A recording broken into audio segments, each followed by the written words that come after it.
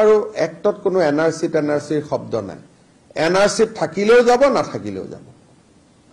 এইখন আইনৰ লগত এনআৰচিৰ কোনো ৰেফাৰেন্সও নাই এনআৰচিৰ কোনো সম্বন্ধও নাই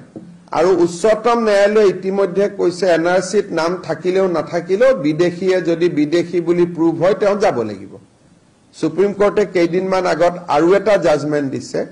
যে এনআৰচিত নাম থাকা মানে তেওঁ স্বদেশী নহয় মেবি তেওঁৰ ক্লেইম এটা হ'ব মোৰ এনআৰচিত নাম আছে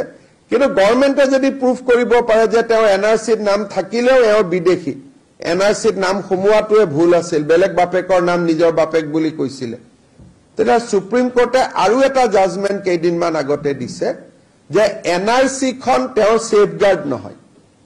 এনআৰচিত নাম থাকা মানে তেওঁ 100% ভাৰতীয় নুবুজায় এইটো আৰু এটা বেলেগ এটা জাজমেন্ট কিন্তু এইখন এক্টত এনআৰচি চোৱা নোচোৱা কোনো কথা নাই ডিসিয়ে যি সিদ্ধান্ত ল'ব সেইটোৱে ফাইনেল